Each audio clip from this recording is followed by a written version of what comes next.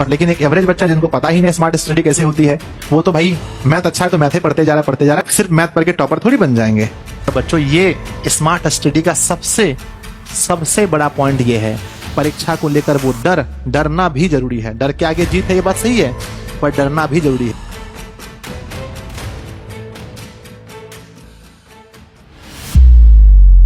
हाँ तो नमस्ते बच्चों, आप अक्सर ये देखते होंगे कि कुछ लोग बहुत ज्यादा मेहनत करते हैं, उसके बाद भी उनका बोर्ड परीक्षा में नंबर उतना अच्छा नहीं आता है।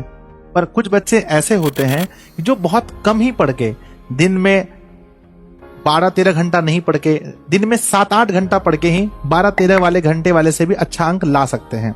तो इसके पीछे क्या लॉजिक होता है? आप हमेशा ये बात सोचते होंगे कि सर ऐसा वो खास क्या करते हैं, या जो लोग टॉपर बनते हैं वो नॉर्मल लोगों से क्या अलग करते हैं। तो बच्चों मैं इस वीडियो में आपको यही बताने वाला हूं कि आखिर स्मार्ट स्टडी करने का 5 वो तरीका क्या है। बच्चों मैं पिछले 10 वर्षों से मैं इस क्षेत्र में हूं। मैंने 2014 में मैट्रिक पास किया, उसके बाद से बच्चों मैं यही हर वर्ष बच्चों को बताता हूं कि भाई क्या आपको करना चाहिए जिससे आपका बहुत अच्छा अंक आएगा। तो आप इस वीडियो को पूरा अंत तक देखें, उसके बाद अपनी प्रतिक्रिया हमें जरूर भेजें। देखें जैसा कि थंबनेल में लिखा है स्मार्ट स्टडी करने के 5 तरीके। क्या वो 5 तरीका है जो अभी से आपको अपनाना है, जिससे आपको बोर्ड परीक्षा में बहुत ज्यादा मदद मिलेगी। सबसे पहला, एक एक चीजों को अपनी कॉपी में नोट जरूर कीजिएगा, लिखकर कहीं जरूर रख लीजिएगा। सबसे पहला फर्स्ट है टाइम टेबल या स्लॉट बनाकर पढ़ना। आपको मेरे बच्चे, आप दिक्कत क्या हो रहा है ना कि आप ना तो टाइम टेबल फॉलो कर रहे हैं, ना तो आपके पास कोई स्लॉट है। इससे क्या है ना कि आप 1 भी घंटा पढ़ रहे हैं तो आपको ऐसा लग रहा है कि हम खूब पढ़ रहे हैं, लगता है हम कितना ज्यादा पढ़ लिए। तो पहले बच्चों पहले टाइम टेबल बनाइए। अब टाइम टेबल और स्लॉट में क्या अंतर है हम आपको ये बताते हैं। टाइम टेबल का मतलब ये हुआ कि हमने अपने मन में ही या फिर कॉपी में लिख करके हमने ये फिक्स कर लिया कि हमें इस टाइम से इस टाइम तक इस विषय को, जैसे मान लीजिए सुबह उठ करके 6 बजे से लेकर 8 बजे तक मैथ पढ़ना है, फिर फिर 1 घंटा रेस्ट लेकर के 9 बजे से लेकर 11 बजे तक हमें फिजिक्स पढ़ना है ना। तो बच्चों ये क्या हुआ, टाइम टेबल है ना। और स्लॉट में क्या होता है, स्लॉट में क्या होता है कि आप अपने आप को ये बोले कि भैया देखो पूरे 24 घंटे के अंदर हमें 4 बार पढ़ने के लिए बैठना है। टाइम फिक्स नहीं है, 4 स्लॉट बनाना है और इस 4 स्लॉट में हमें इस विषय को पढ़ना है, इस विषय को पढ़ना है। तो बच्चों टाइम टेबल या स्लॉट बनाकर जो बच्चे पढ़ते हैं, हमने ऐसा देखा है कि वो नॉर्मल बच्चे से बहुत अच्छा कर पाते हैं। ठीक है, तो अभी से ही टाइम टेबल और स्लॉट बना करके पढ़िए। और हर विषय को, मैं हमेशा कहता हूं कि बच्चों सभी विषय को थोड़ा थोड़ा समय दीजिए, है ना, सभी विषय को, है ना। जैसे कि आपका हिंदी बहुत अच्छा है, फिर भी कम से कम 30 मिनट का भी स्लॉट जरूर रखिए अपने टाइम टेबल में। हिंदी को प्रत्येक दिन 30 मिनट भी जरूर रखिए, लेकिन जरूर रखना है, ऐसा नहीं कि हिंदी को छोड़ देंगे। हर विषय को डेली देखना है। इससे क्या होगा कि एग्जाम का जो आपके अंदर प्रेशर रहेगा वो किसी विषय का नहीं रहेगा।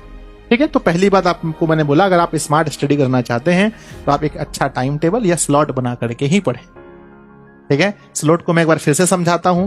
मान लीजिए कि मुझे पता है कि दिन में मुझे 4 बार पढ़ने बैठना है 2-2 घंटे के लिए, है ना, लेकिन मेरा टाइम फिक्स नहीं है, 4 बार बैठना है। तो उसके बाद कौन कौन सा विषय पढ़ना है अपनी रुचि के अनुसार पढ़िए। किसी का भी टाइम टेबल कॉपी मत करें, क्योंकि आपका जो दिनचर्या है और किसी और का दिनचर्या वो मैच नहीं करेगा बच्चों। कोई ज्यादा रात को पढ़ने वाले हैं, कोई दिन को, कोई दोपहर में, इसलिए अपनी दिनचर्या खुद से बनाएं। ठीक है, दूसरा क्या है, खुद का मूल्यांकन करके हर विषय में समय दें। बच्चे क्या कर रहे हैं ना, बच्चे गलती कर रहे हैं। गलती क्या कर रहे हैं, खुद का मूल्यांकन कैसे करेंगे। देखो आपको अच्छे से पता है कि आपका सबसे अच्छा विषय क्या है। जैसे 10th के विद्यार्थी हैं आपको पता है आपका मैथ अच्छा है लेकिन संस्कृत खराब है, तो ये मूल्यांकन हुआ अपने आप का। आपको संस्कृत विषय में थोड़ा ज्यादा समय देना चाहिए। आप 12th के विद्यार्थी, आपको पता है कि हमारा फिजिक्स ठीक है, केमिस्ट्री में मेहनत करनी है तो केमिस्ट्री में मेहनत कीजिए, है ना। ये होता है स्वयं का मूल्यांकन। अपने आप से पूछिए कि भाई अगर आज आपको पेपर में बैठा दिया जाए तो सबसे अच्छा अंक आप किस विषय में ला सकते हैं। जिस विषय में कमजोरी लग रहा है उस विषय में थोड़ा टाइम बढ़ा दीजिए। इसी को कहते हैं कि खुद का मूल्यांकन। एक टॉपर विद्यार्थी या एक अच्छा विद्यार्थी इसी तरह से पढ़ता है कि जो विषय कमजोर है उसको समय थोड़ा ज्यादा देता है। और लेकिन एक एवरेज बच्चा जिनको पता ही नहीं स्मार्ट स्टडी कैसे होती है, वो तो भाई मैथ अच्छा है तो मैथ ही पढ़ते जा रहा है, बाकी आप सिर्फ मैथ पढ़ के टॉपर थोड़ी बन जाएंगे। टॉपर बनने के लिए हर विषय में 95 प्लस चाहिए मार्क्स, समझ रहे ना। तो खुद का मूल्यांकन करें, उसके बाद हर विषय का टाइम बांटे बच्चों। तीसरा पॉइंट जो बहुत बड़ा पॉइंट है, रिवीजन का बेस्ट तरीका अपनाएं। बच्चे अधिक से अधिक टाइम यहां बर्बाद कर रहे हैं। इतना अगर हम देखते हैं रिवीजन के लिए, कितने बच्चे फिर से लेक्चर देख रहे हैं, कितने बच्चे फिर से लेक्चर देख रहे हैं। दिस इज नॉट पॉसिबल, आप दोबारा सभी लेक्चर को नहीं देख सकते। कितने बच्चे क्या कर रहे हैं ना कि लेक्चर तो देख रहे हैं, कितने बच्चे क्या कर रहे हैं कि पूरा बुक को, एनसीईआरटी बुक को फिर से पढ़ रहे हैं। नॉट पॉसिबल बच्चों। तो रिवीजन करने का बेस्ट तरीका क्या है, अगर आप दूसरी बार अगर आप करना चाहते हैं ना, आप पैनल पीडीएफ से भी काम चला सकते हैं, या जो कठिन टॉपिक है डायरेक्ट वहां पहुंच करके काम चला सकते हैं। पढ़ते टाइम में जो चैप्टर कठिन है उस चैप्टर को सिर्फ बना सकते हैं। मान लो आप 12th क्लास के विद्यार्थी, आपको पता है कि हमारा मैथमेटिक्स में मान लीजिए कि 5वां चैप्टर थोड़ा हार्ड है, तो 5वां चैप्टर को ज्यादा बनाएंगे। तो या मैंने बोला कि रिवीजन करने का आपको बेस्ट तरीका अपनाना पड़ेगा, या क्वेश्चन बैंक लगाएंगे। एक एक एनसीईआरटी का सवाल लगाना अभी आसान अब नहीं होगा आपके लिए। अब ऐसा ना करें कि पूरा दिन, हाँ, और एक चीज जरूर अपनाएं कि आप जो भी दिन में पढ़े, मान लीजिए कि आज हमने जो भी पढ़ा, तो शाम को ये देखना है कि आज हमने जो पढ़ा वो किस किस विषय को पढ़ा और कितने अंक का लगभग मेरा रिवीजन हुआ। नहीं तो पता चलता है दिन में 2-3 घंटा मैथ पढ़ा है और कुछ बनाया ही नहीं, और कोई विषय को हमने टच ही नहीं किया। तो अगर आप रिवीजन अच्छे तरीके से करेंगे तो वो स्मार्ट स्टडी के अंदर आता है बच्चों। रिवीजन आपको अच्छे तरीके से करना है, यानी कम समय देना है आपको रिवीजन में। जहां पर ज्यादा लगेगा वहां ज्यादा, जहां कम वहां कम। ऐसा नहीं कि बस बैठे हैं। और क्या करना है, जब भी रिवीजन करें बच्चों, तो आप नोट्स का सहारा ले सकते हैं। किसका? आप नोट्स का भी सहारा ले सकते हैं। नोट्स, है ना, नोट्स जो है वो रिवीजन करने के लिए सबसे बेस्ट होता है। या आपकी फेयर कॉपी होगा तो वो बहुत बेस्ट होगा। ठीक है, चलिए स्मार्ट स्टडी के लिए सबसे चौथा क्या है? चौथा है एग्जाम के पॉइंट ऑफ व्यू से पढ़ना। जो टॉपर होते हैं या जो बहुत अच्छा अंक लाने के लिए पढ़ते हैं, उन्हें पता होता है ये कि हमें किस विषय में, किस चैप्टर से, कौन से टॉपिक से हमें कितना अंक पूछा जाता है। और ये भी बहुत जरूरी है, अगर आप एक टॉपर बनना चाहते हैं तो सिर्फ पढ़ने से तो आप टॉपर नहीं बन सकते हैं। अगर आप अच्छा अंक लाने के लिए चाहते हैं तो आपको ये पता होगा कि जैसे मान लीजिए हम मैथ के टीचर हैं, बार बार हम मैथ के बारे में बोलते हैं कि मैथ में कहां से हमारा ज्यादा अंक आने वाला है, कहां से कितना अंक आने वाला है। 10th के अगर आप विद्यार्थी हैं तो आप देखिए हमारा कहां से ज्यादा अंक आने वाला है, और उस आधार पर पढ़िए बच्चों, है ना। यानी कि एग्जाम के पॉइंट ऑफ व्यू से हमेशा पढ़ना पड़ेगा। मान लीजिए कि कोई ऐसा चैप्टर है जिसको रिवीजन करने में हमको 10 दिन लगेगा और वहां से सिर्फ 2 अंक आने वाला है, तो आप सोचिए कि वहां आपको कितना टाइम देना है, कैसे टाइम देना है। और आप बोलेंगे कि सर ये एग्जाम का पॉइंट ऑफ व्यू हम समझेंगे कैसे हम जानेंगे? तो प्यारे बच्चों, इसी के लिए हम लेकर आए हैं 5वां, जिसका है ना, जहां पर हमने आपको बताया है कि क्वेश्चन बैंक, है ना। क्वेश्चन बैंक बहुत ज्यादा इंपॉर्टेंट चीज है। हर चैप्टर का क्वेश्चन बैंक जरूर देखें कि भाई इसमें कौन कौन सा क्वेश्चन पूछा गया है, पिछले वर्ष कैसा क्वेश्चन आया है, उसके और मतलब कि 24 में कैसा आया है, 23 में कैसा आया है, 22 में कैसा आया है, बना करके देखें। और बच्चों, अब वो समय आ गया है जब आपको आंसर राइटिंग करनी चाहिए।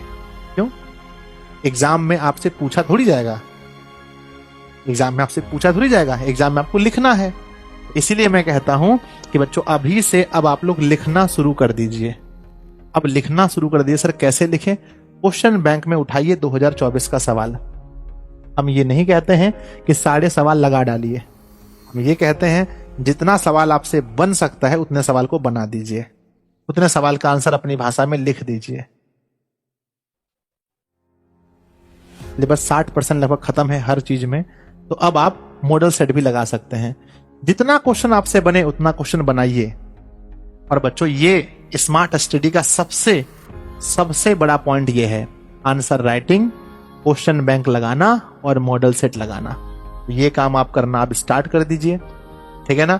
नहीं तो आप सिर्फ एनसीईआरटी करते रहेंगे, आप सिर्फ वीडियो लेक्चर देखते रहेंगे, आप सिर्फ यूट्यूब में मैराथन देखते रहेंगे, आप सिर्फ यूट्यूब में वीडियो सर्च मार के देखते रहेंगे, तो नहीं होने वाला है। अब आपको सीरियस होना पड़ेगा। स्मार्ट स्टडी करने का मतलब यह है कि आपको अपने आप को बच्चों पहचानना पड़ेगा कि आप अभी कितने पानी में हो। अक्सर बच्चे जब 2-2.5 महीना बचते हैं तब छटपटाने लगते हैं। हम चाहते हैं वो छटपटाहट, वो दर्द आपके अंदर अभी महसूस होना चाहिए। परीक्षा को लेकर वो डरना भी जरूरी है। डर के आगे जीत है, ये बात सही है, पर डरना भी जरूरी है। बच्चों अपने आंखों को खोलिए, क्वेश्चन बैंक को देखिए, अपने आप को समझिए कि आप कितना अच्छा अभी कर पा रहे हैं। ठीक है, नहीं तो पता चलेगा जाकर के आपने दिसंबर में देखा, बस तो लग रहा है सर परीक्षा ही छोड़ना पड़ेगा। नहीं बच्चों, अभी उठिए, जगिए और मेहनत कीजिए, और तब तक नहीं रुकिए जब तक बच्चों आपका टॉपर वेरिफिकेशन में नाम नहीं आ जाता है, या नहीं तो बच्चों कम से कम उतना अंक नहीं आ जाता जितना आप मन में सोचे हैं, ड्रीम फॉर 50+ ना। तो स्मार्ट स्टडी के मैंने 5 तरीके आपको बताए हैं, और ये 5 तरीका अगर आप अपनाते हैं बच्चों, तो रिजल्ट के दिन आप कहेंगे कि सर मैंने आपका वो वाला वीडियो देखा था, उसमें आपने मुझे बताया था कि भैया टाइम टेबल से पढ़ो या स्लॉट बना करके पढ़ो। दूसरा मैंने क्या बोला था, खुद का मूल्यांकन करके हर विषय को टाइम दो। मैथ अच्छा है तो खाली मैथ बनाते जा रहे हो मम्मी पापा के सामने, और दूसरा विषय नहीं हो पा रहा है आपसे। ठीक है, तीसरा क्या है, रिवीजन का बेस्ट तरीका अपनाओ। वीडियो लेक्चर से पॉसिबल नहीं है, नोट से पढ़ो, या अपना सेल्फ नोट से या टीचर के नोट से पढ़ो। ठीक है, अगला बच्चों क्या है, अगला क्या है, एग्जाम के पॉइंट ऑफ व्यू से पढ़ो। कौन सा चैप्टर कितने नंबर का है उतना टाइम दो, उसको पढ़ो, बार बार रिवीजन करो। ठीक है, और नंबर 5 लास्ट में क्या था बच्चों, आंसर लिखना शुरू करो मेरे छोटे भाई बहन, जल्दी से आंसर लिखना शुरू करो, और क्वेश्चन बैंक लगाओ और मॉडल सेट भी लगाओ। जितना पढ़ लिए उस चैप्टर के क्वेश्चन लगाओ, जितना लग सकता है। 100 में से 20 बना, 20 ही बनाओ, बढ़ेगा, धीरे धीरे बढ़ेगा। स्कोर धीरे धीरे बढ़ता है बच्चों, अचानक नहीं बढ़ता है। हम उम्मीद करते हैं कि इस वीडियो से लाखों बच्चों को बहुत कुछ सीखने को मिलेगा। आपको अगर वीडियो अच्छा लगा अपने दोस्तों में जरूर शेयर कीजिए, बिहार के हर व्हाट्सएप ग्रुप पर, टेलीग्राम ग्रुप पर शेयर कीजिए। नीचे एक कमेंट प्यारा सा जरूर कीजिएगा आपको ये वीडियो कैसा लगा। अगर आप किसी टॉपिक पर वीडियो चाहते हैं तो कमेंट बॉक्स में जरूर लिखिए, मैं जरूर वीडियो बनाऊंगा। धन्यवाद बच्चों।